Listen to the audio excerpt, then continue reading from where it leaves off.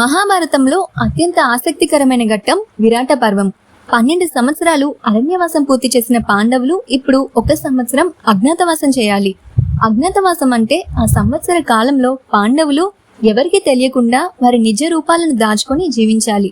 ఒకవేళ ఎవరైనా వారిని గుర్తిస్తే మళ్ళీ 12 ఏళ్ల వనవాసం, 1 సంవత్సరం అజ్ఞాతవాసం చేయాలి. పాండవులు అన్ని రాజ్యాలు పరిశోధించిన తర్వాత ఈ కఠినమైన పరీక్ష కోసం మత్స్య రాజ్యాన్ని ఎంచుకున్నారు. మత్స్య రాజ్యాన్ని విరాట రాజు పరిపాలిస్తున్నాడు. విరాట నగరంలోకి ప్రవేశించే ముందు పాండవులు వారి ఆయుధాలను ఒక శ్మశానంలో ఉన్న పెద్ద జమ్మి చెట్టుపై దాచిపెట్టారు. ఆయుధాలను ఒక శవంలాగా గుడ్డలో చుట్టి చెట్టుపై కట్టారు. అలా ఎవరు వాటి జోలికి వెళ్లకుండా జాగ్రత్త పడ్డారు. ఆ తర్వాత వారి రూపాలను, పేర్లను మార్చుకొని విరాట రాజు వద్దకు వెళ్తారు. ముందుగా యుధిష్ఠిరుడు కంకబట్టు అనే పేరుతో విరాట రాజు వద్ద సహాయకుడిగా, అలాగే జూదం ఆడడంలో తోడ్పడే సలహాదారుడిగా చేరాడు. భీముడు వలలుడు అనే పేరుతో వంటవాడిగా మారి రాజవంశానికి భోజనం తయారు చేస్తూ మల్ల యుద్ధాలు చేసే వీరుడిగా చేరాడు. అర్జునుడికి ఊర్వశి ఇచ్చిన శాపం గురించి గతంలో తెలుసుకున్నాం కదా. ఆ శాపమే ఇప్పుడు అతనికి వరంలా మారింది. ఊర్వశి శాపం వల్ల అర్జునుడు నపుంసక రూపాన్ని పొంది బృహన్నల అనే పేరుతో విరాటరాజు కూతురు ఉత్తరకు సంగీతం, నృత్యం నేర్పించే గురువుగా మారాడు. నకులుడు గ్రంథికుడు అనే పేరుతో గుర్రాలను సంరక్షించే అశ్వపాలకుడిగా చేరాడు. సహదేవుడు తంతిపాలుడు అనే పేరుతో ఆవులను, పశువులను కాపాడే గోపాలకుడిగా చేరాడు. చివరిగా ద్రౌపది విరాటరాజు భార్య సుదేష్ణ వద్ద సహాయకురాలుగా చేరుతుంది. పాండవులు అరణ్యవాసం చేస్తున్న దగ్గర నుండి దౌమ్యుడు అనే పురోహితుడు వారి వద్దే ఉన్నాడు. అజ్ఞాతవాస సమయంలో పాండవులు దౌమ్యుడిని ద్రుపద రాజ్యానికి పంపారు. అలా అన్ని రాజభోగాలు అనుభవించాల్సిన పాండవులు ఒకరికొకరు తెలియని కొత్త వ్యక్తుల్లా నటిస్తూ చాలా జాగ్రత్తగా కాలం గడపడం ప్రారంభించారు. ఒకసారి భీముడు మల్ల యుద్ధ పోటీలో జీముతుడు అనే మల్లుడిని ఓడిస్తాడు. దాంతో విరాటరాజు వలలుడిని మెచ్చుకుంటాడు. అర్జునుడు తన స్వర్గంలో నేర్చుకున్న నాట్య కళలన్నీ ఉత్తరకు నేర్పిస్తాడు. అతని విద్యను అందరూ ప్రశంసించేవారు. నకుల సహదేవుల వల్ల విరాట రాజ్యంలో గోసంపద, అశ్వసంపద పెరిగింది. యుధిష్ఠిరుడిచ్చే సూచనల వల్ల విరాట రాజ్యంలో ఆర్థిక ఇబ్బందులు తొలగిపోయి కోశాగారం నిండింది. అలా పాండవుల కారణంగా విరాట రాజ్యం కొంతకాలంలోనే సంపన్న రాజ్యంగా మారింది. విరాట పర్వం మనకు ఎన్నో నేర్పిస్తుంది. విరాటరాజు పాండవులకు సామంతుడు, అంటే విరాటరాజు పాండవులకు సేవ చేయాలి. కానీ కాలం అనేది కానప్పుడు ఎన్ని కష్టాలు వచ్చినా అనుకున్న లక్ష్యం కోసం సమయం వచ్చే వరకు సహనంతో ఎదురు చూడాలి అని విరాట పర్వం నేర్పుతుంది.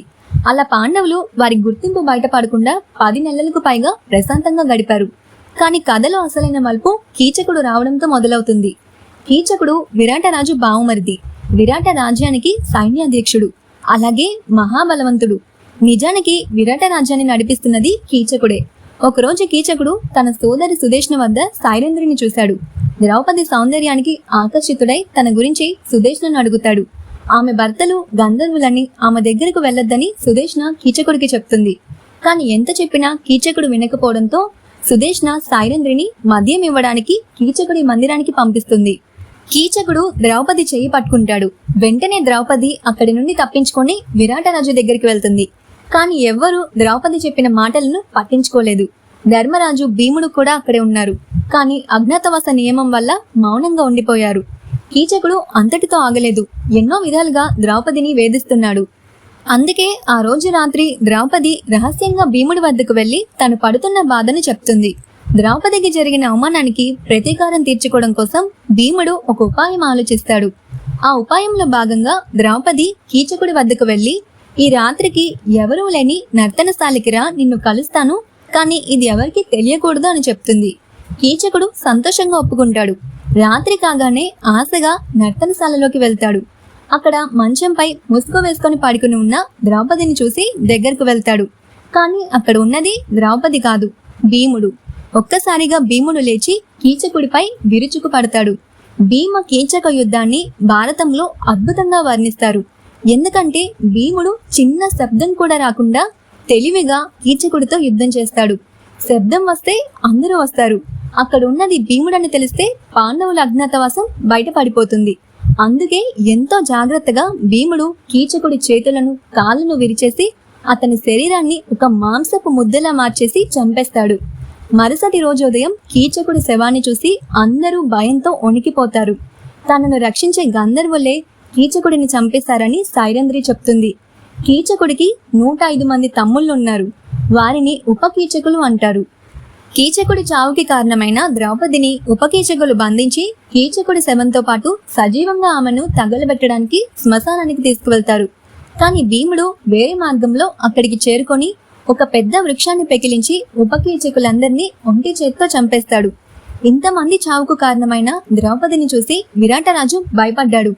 వెంటనే ఇక్కడి నుండి వెళ్ళిపోమని చెప్తాడు. కానీ ద్రౌపది బ్రతిమాలుతుంది.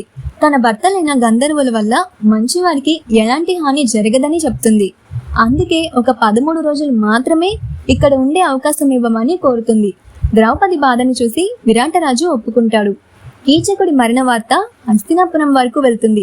అప్పటికి పాండవుల అజ్ఞాతవాసం పూర్తవడానికి 13 రోజులు మాత్రమే ఉంది.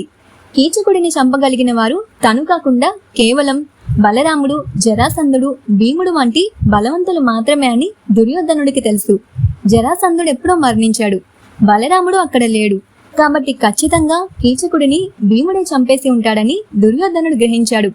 అజ్ఞాతవాసం ముగిసేలోపే పాండవులను బయటకు రప్పించాలని పథకం వేస్తాడు. అదే ఉత్తర గోగ్రహణం, దక్షిణ గోగ్రహణం. వాటి గురించి నెక్స్ట్ వీడియోలో తెలుసుకుందాం.